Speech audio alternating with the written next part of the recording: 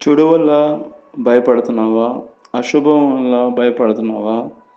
ఆపద వల్ల భయపడుతున్నావా? హాని వల్ల భయపడుతున్నావా? నష్టం వల్ల భయపడుతున్నావా? దేని గురించి ఆందోళన చెందాల్సిన అవసరం లేదు.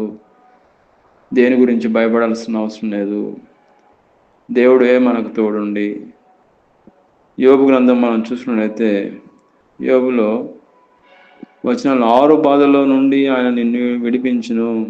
7 బాధలు కలిగినను నీకు ఏ కీడు తగలదు.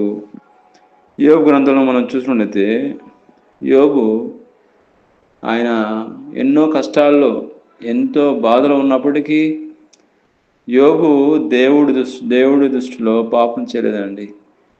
దేవుడిని కనీసం తిట్టిన కూడా తిట్టలేదండి. ఎన్నో కష్టాలు వచ్చాయండి, ఎన్నో శ్రమలు వచ్చాయి, ఎన్నో శరీరం కూడా పాడైపోయిందండి, గోకుంటున్నాడు కురుపులతో.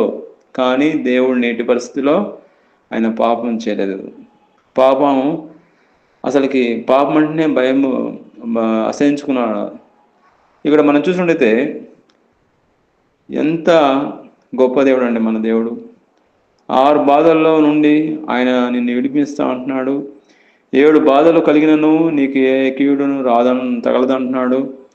ఇంతకన్నా భరోసా కలిగిన దేవుడి వాక్యం ఇంకోటి కావాలండి. దేవుడి వాక్యం నుంచి మనం చూసుకుంటే మనకు ఏ అపాయం రాదంటున్నాడు. ఏ ఏ వేటి గురించి భయపడాల్సిన అవసరం లేదు. ఏ విషయంలో భయపడుతున్నారు? కీడు నీకు తగలదు. ప్రతి ఒక్కరూ ఏదో విధంగా భయపడుతూనే ఉన్నారండి మనుషులు. కానీ ఆ భయం నుంచి విడుదల పొందాలని దేవుడు కోరుతున్నాడండి. టెన్షన్ నుంచి, భయం నుంచి దూరం కావాలని దేవుడు కోరుతున్నాడు. దేవుడు దృష్టిలో మనం భయము భక్తి కలిగి ఉండాలి, నీతిమంతులుగా ఉండాలి.